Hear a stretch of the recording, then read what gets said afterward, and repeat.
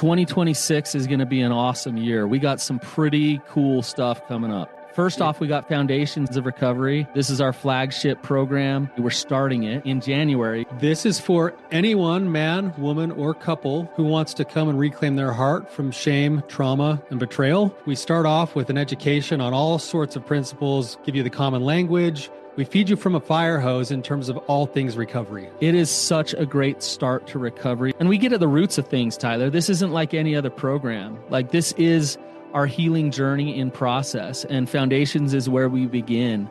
If you look at the value that you're getting there to kick off a good recovery with all of the right education, all of the right language, and a team to get you started while also being directed by Brandon and myself through the whole process, what a deal. So if you're interested, if you're struggling, if you've been wanting to do something for a long time, jump into this. This only comes around every so often, and we would love to have you there. Click the link in the description to sign up for it. And to make it even sweeter, we're also including a raffle for a free pass to the Radiant Dawn retreat. Anyone who signs up for Foundations will be added to the raffle for that free Radiant Dawn pass. If you're a man and you sign up for Foundations, your name still gets entered, and you can give that pass away if you win it to any woman that you want to. So what you're saying, Tyler, is if you sign up and participate in Foundations, you could possibly go to Radiant Dawn for free? That's exactly what I'm saying, which is crazy because Foundations by itself is already an insane value. Man, I sound so salesy. But it actually is awesome. So come to Foundations. And even if you don't come to Foundations, sign up for Radiant Dawn. It's beyond therapy, the best healing experiences that you can have. Click the link below and come join us. How do I navigate intimacy if I don't feel sexy? What's up, you guys? Welcome to the Therapy Brothers podcast. I'm Brandon. I'm Tyler. We're brothers. We're therapists. We're not afraid of your questions. So bring it.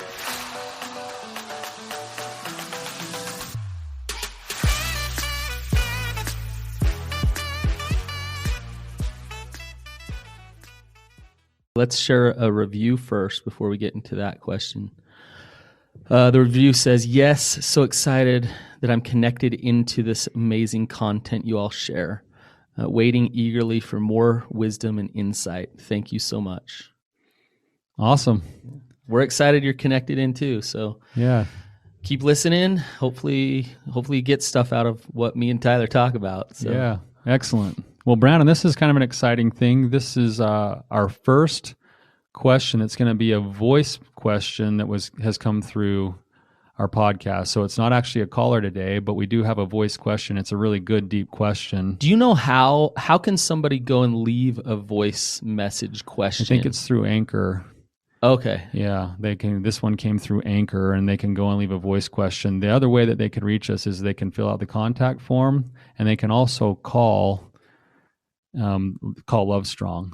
Okay. And so if they look up lovestrong.com and call Lovestrong, they can actually just ask a question straight to our staff, and they'll document the question. And so there's all kinds of ways people can get their questions to us. You can write in questions, which we get to most of those, but not all of them. We're getting more and more. We've got a big backlog. So people who are asking questions, if you're listening to our show and you're asking questions, we will always push a caller to the front of the line. Yes. And we'll also push a voicemail to the front of the line because we enjoy your engagement. It's more authentic, more real. Mm-hmm. Not to say that we don't appreciate love the written questions. Yep. And we do try to get to them. And we did an episode recently where we were just firing through as many as we could. Yeah, we're trying to catch up on the backlog. We got so many questions coming in now that it's hard to catch up on them all. Yeah. So I do appreciate this voice question, and it's a really good question. So should we get into it? Let's jump right into it. I'm going to actually play it here, and then let's talk. So here it comes. Hi, Brandon and Tyler. Thanks for taking my question.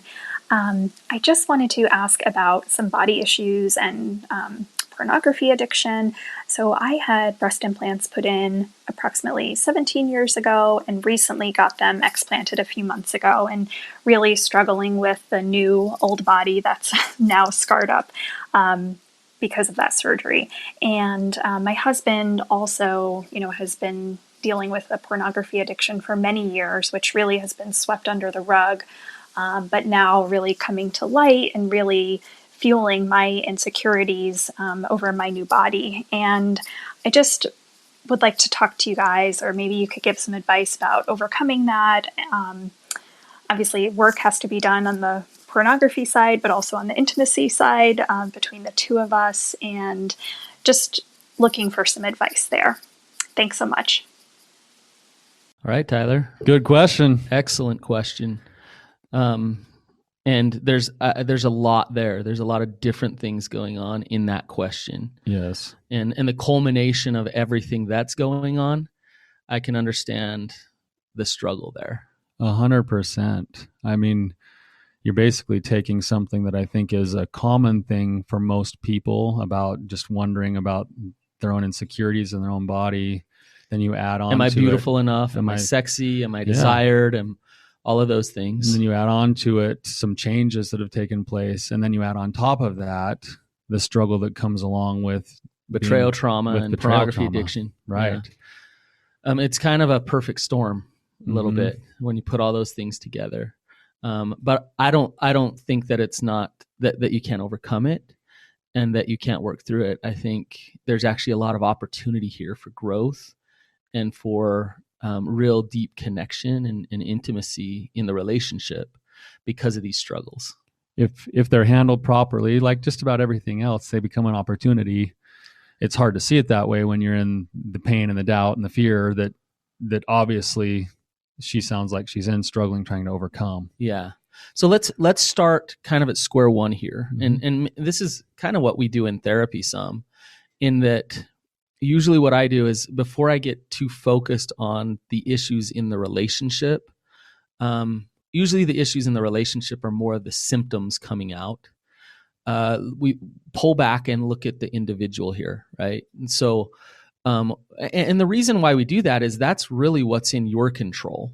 100%. And so let's look at what is your part of your healing to be able to do that work so then the relationship can work, right? I think that's a great place to start.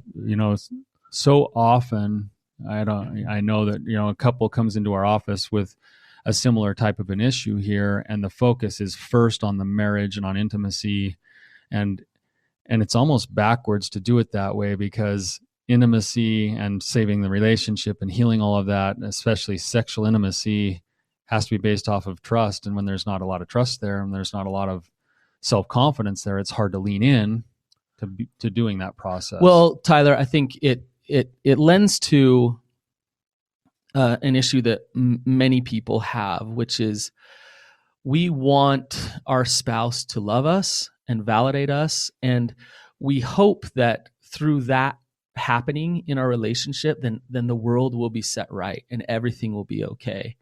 And there's a problem with that.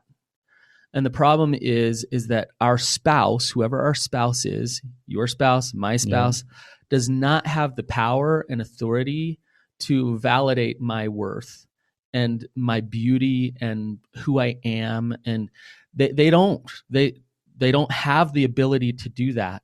They can want me, they can desire to be close to me, those type of things. But in the end, whatever they do is a reflection of them, not a reflection of me.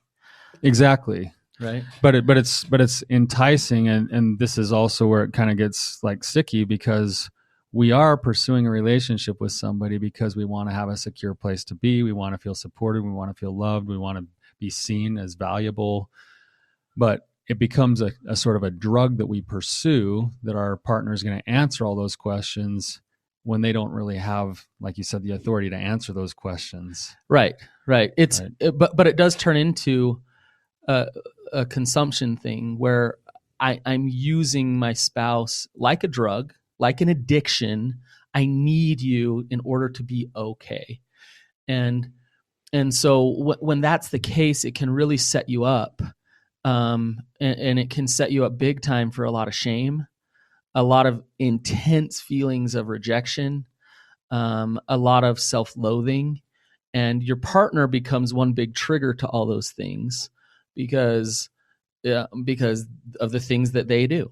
And right. So, and that's before an addiction is involved too. Yeah, throw in a You know, pornography then addiction or some betrayal or then it's very intense. Right.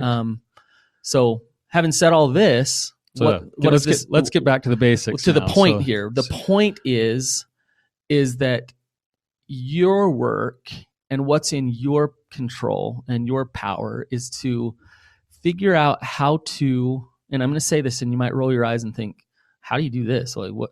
But figure out how to see yourself as beautiful, as sexy, as a daughter of God with infinite worth, to love yourself and love your blemishes, to do that work, to not need to turn to your partner to say that you're enough. Right. That's the inside out work that you're talking about. And I know that probably a lot of people listening right now are saying, okay, that's like that's kind of the canned response that everybody says. I'm thinking of like Colby Calais' Try video, where it's like you don't have to try so hard and just love yourself. Take your makeup off and walk out into the world and be beautiful. Right. Yes. And in a sense, like everything that you just said is absolutely true. Like all of that is absolutely true. The question that I know that a lot of our listeners are probably asking now is, well, okay, how do I do that then? Like I know the answer, but my head knows the answer and my heart doesn't feel it, and I don't even know where to go. Well, Tyler, this trauma, and this is trauma. This is little t trauma that's intense, which is these messages of that your beauty and your worth is contingent upon, and it needs to live up to things. Mm-hmm. So from the moment we're born, and especially little girls, you need to look a certain way and be a certain way in order to be okay. Mm-hmm. And why I say that's trauma is because those messages lead to shame. And those messages truly are a lie. 100%. They are a lie. But it's so ingrained and so automatic. In your head, you might be thinking, yeah, what Brandon's saying is true. But in your heart and in your soul, you might not believe it at all. Right. So I think that one of the first steps is you need to see the lies. You need to realize how ingrained they are inside of you, and where do they come from, and why are they there? Yes, that's a skill that we call practicing critical awareness, and you're kind of getting at it now. And I'd love to be able to have a verbal conversation with this caller, because it would be really nice to talk with her and understand her totally. But we live identifying the lies. That's what you're saying, practicing critical awareness. We live in a culture that is designed by nature to make us feel terrible about ourselves, because when we feel terrible about ourselves, what do? We buy things. We buy a new car, we buy new makeup, we go get implants, we as a man, like I have to have a certain status, and so the marketing comes in this packaged up really cool way of marketing, but what it's always designed to say is, you'll be better if you have this thing, or you don't quite measure up until you get this thing. And that's not to say that buying things is bad, not at all. But it really is the intent behind is if I have shame that says I'm not enough, and so therefore I'm going out to get these things, I'm actually still fueling that I'm not enough. Shame is a multi-mega billion-dollar business. Absolutely. And yes. and it even gets packaged up in really interesting ways. That you've seen the Dove commercials. Have you seen the Dove commercials? Yes. Where they're like, telling these women to embrace their beauty and their natural stuff, and yet they're still basically selling them something by saying, well, either be this way, so the rest of the advertisements are saying like, no, you need to be a certain size with a certain breast size with everything else. And then Dove comes in and says, no, just come the other way. But they're still trying to sell something. Well, right? Yeah. And at the end of the day, it's these two ends of the spectrum that are in conflict with each other that put us it's like Brene Brown talks about, this web that we find where there's these two ideals, where I either should be totally fine without my makeup and I should be totally okay to just be myself. And then on the other side, it's like, no, I need to have everything put together and I need to look really good. And then what we find, and we're talking about women right now, but it's men too, is they get stuck in the middle of this web where they can't actually ever achieve either ideal to what society's telling them, and then they feel helpless and hopeless, and then what they do is they scramble and they swing from one side of the pendulum to the other. But Tyler, here, and I know you've experienced this, is if I'm talking to somebody who has a lot of shame, who doesn't love themselves, doesn't love their body. And I say to them, you should love yourself because you're enough. You are enough. You're amazing. You're good. And they have a lot of shame. And I'm saying that to them. What does that do? Well, right. What they hear on the inside is, you're telling me again that I'm broken. Once again, you just told me that I'm not good enough. I have big fat fingers, and my wife calls them sausage fingers.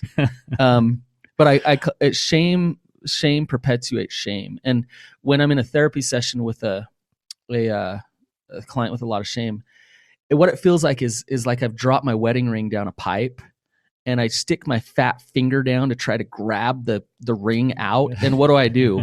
I push it further down the pipe. It's like, oh, So listening to this, you might be feeling like, yeah, well, it's so broken with me. Why do I, So just stop for a minute. Tyler and I might need to shut up about telling you that you shouldn't have your shame. Right. I think what we're getting at for the first step here is that it's one of the first steps is to become critically aware of how and why we're receiving and feeling those messages of shame. So it's not necessarily saying don't have your shame. It's like, no, let's step into understanding this. Let's actually be curious with why and how I started to believe and think the way that I do. You can even take that a step further and appreciate it. Like, wow, the shame, and it's been there trying to protect me. It's my way I've tried to cope with this world in this life. Thank you very much, shame. Thank you very much for being there for me.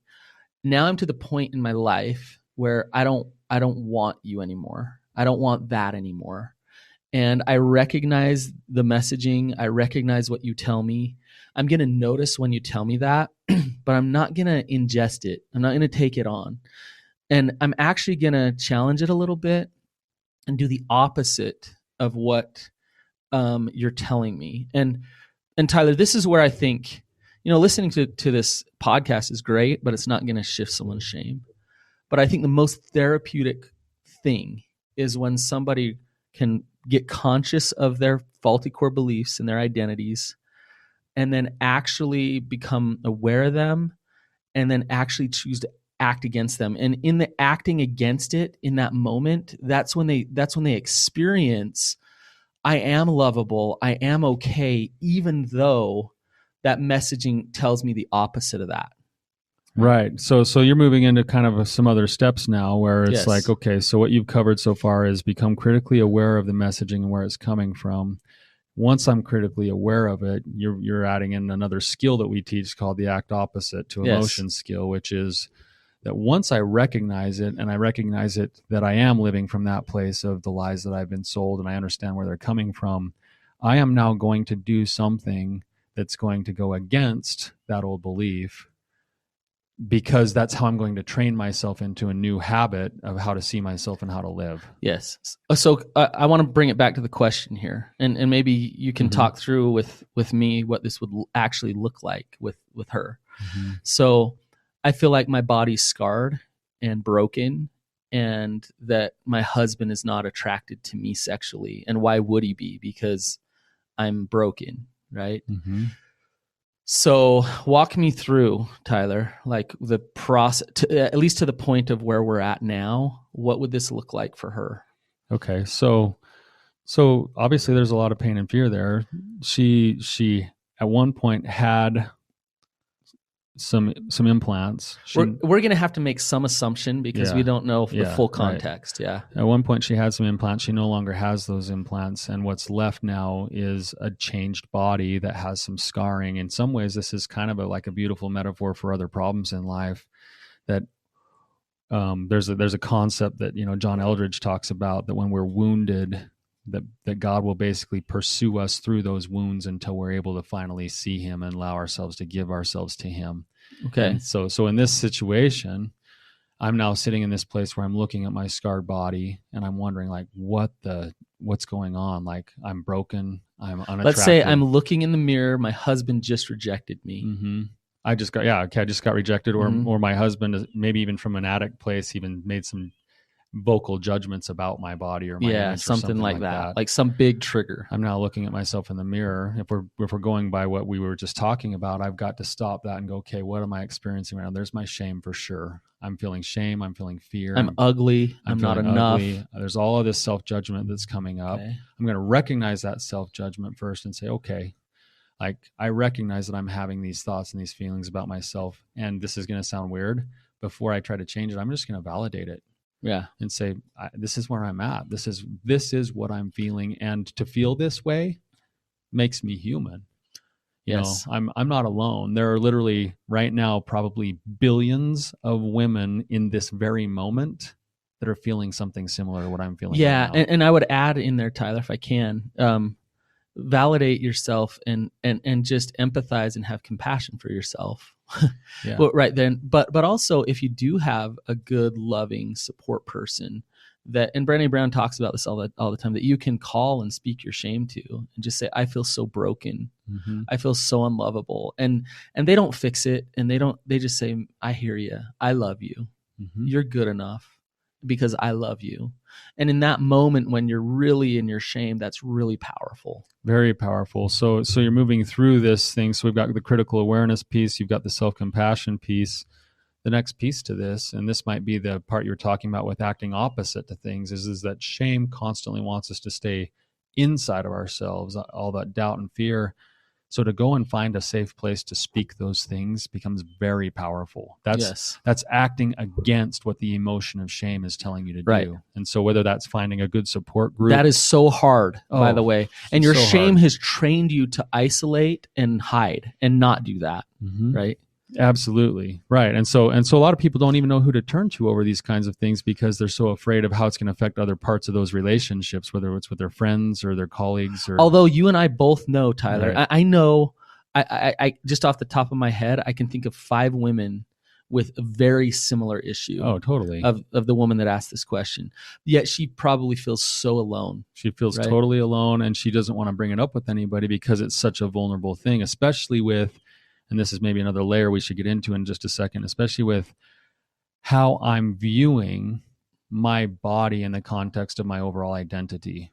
Yes. And so now it's like, because it makes it more vulnerable to think, well, if I put a lot of weight on how my body looks as to who I am as a whole person, obviously we want to take good care of our bodies, and all of us want to work on being attractive, and that's okay, but it can't be the driving factor of my value and my worth, right. or else it becomes a problem. But when that is the case, it makes it a lot more difficult to do the reaching out. And yet that is probably one of the most powerful things that's going to allow for that shift to start to happen, is that when I put myself in a place where people can understand me and see me as my scarred self and still look at me and go, thank you for sharing. Like, I love you so much. You know, that kind of stuff. It's almost like it fractures that false belief system. Yes. Right. And when I'm able to do that, so shame, I become more and more resilient to my own shame over on my body, the more that I find the right supportive places to speak that shame. Right.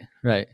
Have I ever told the story of the girl walking down the hill at the U? Mm-mm. So I was undergrad student at the University of Utah, and the behavioral sciences building is right by this pretty steep hill. And it was in between classes. There was a ton of kids walking around, ton of people. And I'm walking up the stairs, and there's this steep hill. And it was this time of year. It was like mid-March. And mid-March in spring is pretty muddy. And there was this really cute girl, like this beautiful girl. And she was wearing high heels and a long like skirt. And for some reason, she decided not to take the stairs.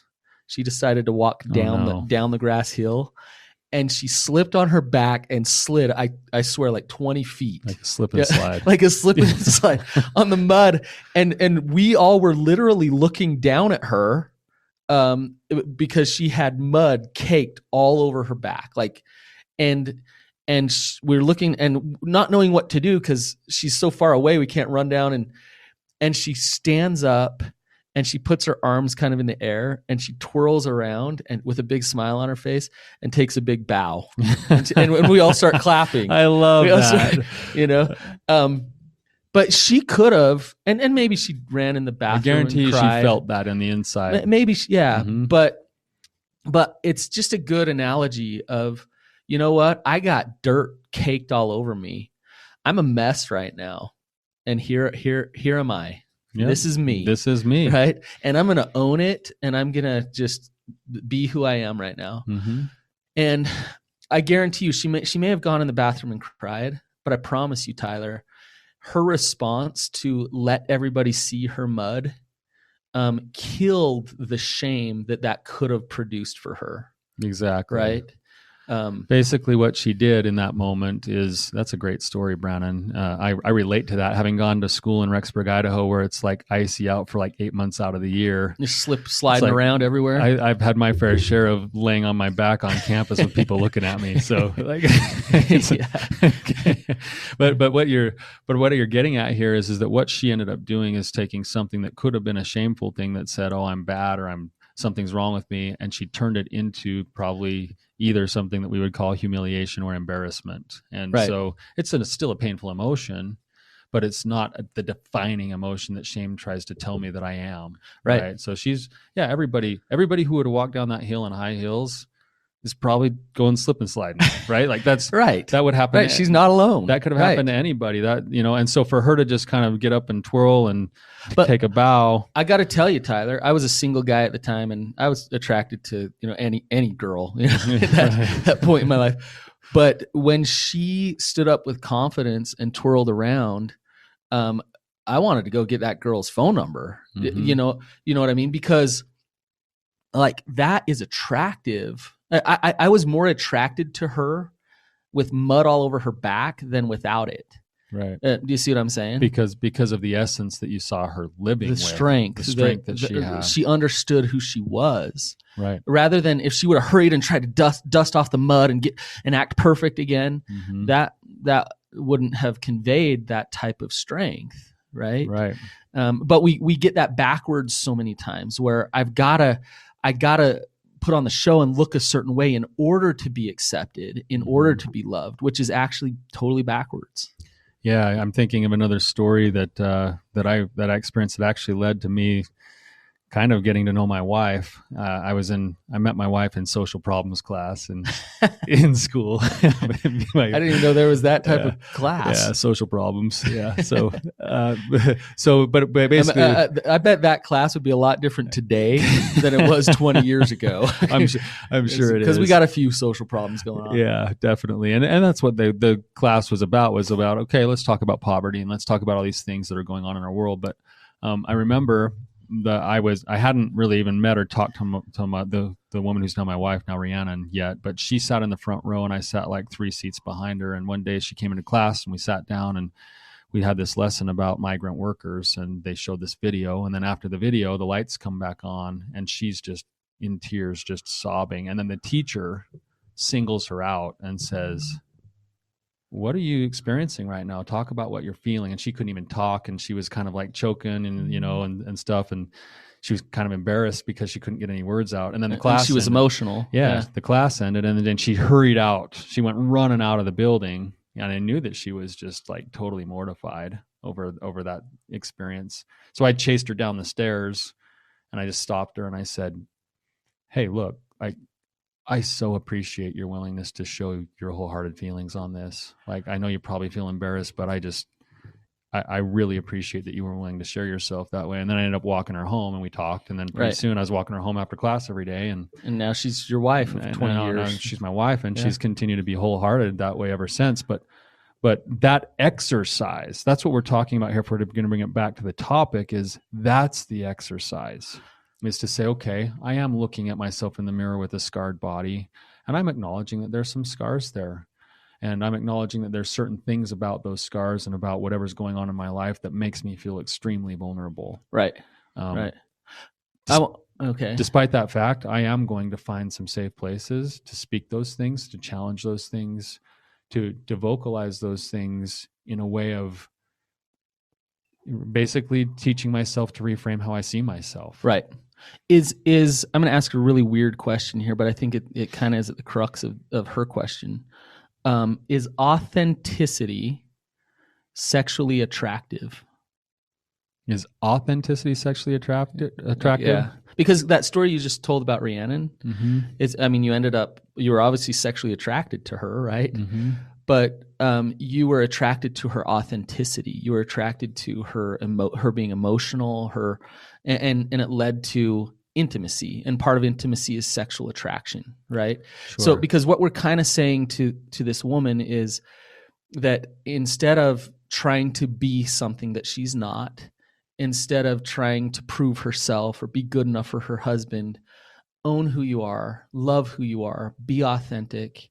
Is that sexually attractive? That's insanely attractive. Yes. If you were to talk to, pretty much anybody that we would work with, whether or not there's an addiction involved, it changes. There's an energy shift that happens when you're in a relationship with somebody who knows who they are, and of course that leads into being more attractive. Yes. I love my wife's confidence. I love her confidence, and I also love how she looks. I love all of that about her. If anybody shows up in their relationship, but hang on, Tyler. I want to challenge you here. So let's say she has to have a double mastectomy this week. Mm-hmm. Then what? That's going to be really hard on her. Of course, she's going to go through the same thing that this caller's talking about. She's going to go through her own doubts, her own fears. But I want your honest truth with being attracted to her, sexually attracted to her. She has a double mastectomy. She has her confidence. She has her tender heart. She doesn't change who she is. Yeah. And she has a double mastectomy. I'm putting you on the spot. No, that's fine. You can put me on the spot. But I think this is kind of at the crux of it, right? You can put me on the spot for this because I think we could tie it to something that's really common for a lot of other people. My wife has had 4 children. Right? Absolutely. When you have a child, it changes your body significantly. Yes. And when you have 4 children, it changes your body in even more significant ways. And I can tell you, and this is just from my own experience, that I am just as, if not more, attracted to my wife now than I was when I met her. And you're talking sexual, physical attraction, even though her body has changed a lot. Absolutely. Yes. And I would say the same thing about my wife. Mm-hmm. No question for me. There's a habituation effect, which means we get used to something. When we're in a long-term relationship and we go through something with somebody and we basically work through our struggles together, that habituation effect gets stronger and we actually find ourselves being more attracted to somebody. So that's why, we can see, let's see people who are 75 and 80 years old, who by the standard of what the world would say is attractive would not be attractive, and they are they have amazing sex. They're tuned into each other because they're insanely attracted to one another. Right. And so this might be right at the core of what this question is that if I build myself from the inside out with confidence, with appreciation for who I am as a whole person, and I actually live that way as I develop those things, that's actually going to be one of the best things that I can do to help things go right in my relationship, intimately, sexually, as recovery happens. Now, there's a whole other layer to that, because if recovery is not happening, that's not going to work anyway. Well, and that's what I was going to say is, really, you want to get yourself to a point where it's like, hey, husband, it's your loss because I'm attractive and I'm a catch and I'm beautiful. Mm-hmm. And still, and this, I think this is a hard reality. She cannot force him or make him not be full of lust and objectification and seeing her in those ways. So she can do her side of the work. He may not do his side of the work. But if she does her side of the work, there is a guarantee, and that's that she'll feel better. She'll feel more at peace, more confident, more sexy, more beautiful. And regardless of what he does, the quality of life increases regardless of what the other person does. Yes. It decreases the suffering and self-judgment. It increases the confidence. And so now I can see it for what it is, which is that if I'm in a relationship where the whole focus is on how I physically look, I now don't feel shame over it. I go, dang, there's some issues there. Right. Like he's got some issues to work on. Right. It's not about me anymore. It's really about saying, okay, well, I'm going to continue to love myself and I know who I am. And Yes. And I suffer less, and it allows me then to also set different boundaries in my relationships, which is a whole other topic. But Right. Yeah, I was meeting recently with a woman, and she was saying how her husband's a perfectionist, and he's a perfectionist when it comes to the car he drives, how clean the house is, and what his wife looks like. And so he will criticize her eyebrows and, her weight and he needs her to be a certain way. mm-hmm. And I'm listening to her, and she's like, I'm trying so hard. Like, I'm living this way, doing all these things. And she's completely miserable in her relationship. Shocker. Yeah, I know. Yeah. And what's interesting is it's almost, she's so gaslighted and so fooled that she's meeting with me, almost wanting me to tell her how she can live up to his standard. Right. And you can imagine what I said to her. Yeah. You basically said, I want you to not get like all dressed up tomorrow. Yeah, I want exactly. you don't do your makeup. Like I said, I said, be you. Like just be she's like, I'm not a house cleaner. Our house is, I've never kept a house perfect. I said, tomorrow, leave the socks out Let it on go. the floor. Don't intentionally to make him mad. Be you. Be who you are. Right? Let it go. Yeah. And when we say let it go, don't like let yourself go in terms of like not take care of yourself, but just take the pressure off and realize that if any of these messages are coming from your partner, we're turning to the wrong source. Yes. Right? She's made him her God in many ways. Exactly. The question is did I, with what the energy was in the tank that I had today, did I do the things that were most important between me and God, not between me and even my partner? Yes. And that sounds backwards for some people, but that's the way it has to work, because then I can do an assessment of myself and say, okay, I had 30% in the tank today, which means I got showered and I was able to get dressed and I was able to maybe get the kids off to school. Right. I win today. Right. Right. Because I gave my 30%. Yes. Maybe tomorrow I have 100%, and then I get dressed and I'm able to go accomplish a few other things that I really want to get to. Right. And then I can look in the mirror and say, did I give everything I had today? And the measuring stick is my heart. Did I give my heart today? Right. The measuring stick isn't how I look. The measuring stick isn't, right. Yep. So I think the first step to not getting caught up in being shamed by your partner objectifying you is that you stop objectifying you. yes. You stop seeing yourself as your worth being contingent upon the way you look, how you show up as perfect as a mom, or like stop objectifying yourself and start trying to see yourself the way that God sees you. Yeah. And when you start to feel that and recognize that, you'll show up different in your relationship, and your partner will have a choice. Either they can love you, the real you, or not. And that's them, and they need to figure out their own work. Exactly. Right? When you say that, that's scary for people, because that means there might be change. Exactly. But that's the truth. That's the way it is. Right. So this is a really good question. So grateful to you for sharing your question and your heart this way. I'd love to hear what some of our listeners' thoughts are on this as we've talked about it. Hopefully we get some comments and things back. But yeah, great topic. And we'll wrap up, but I do want to say there is another side to this, and I just want to say, husband, if you're listening to this episode, recognize that your wife has some shame.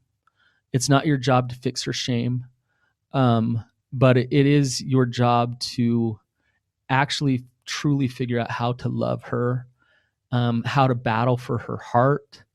And so working your recovery so that you don't objectify her, so that you can truly see her beauty with her body the way that it is, that really does create safety and trust and deep, real intimacy. So work your recovery and love her, because she is beautiful. absolutely. That's a great way to end, Brandon. All right, you guys, if this was helpful, then please share it and leave us a review. We'll see you guys later. Thanks, guys.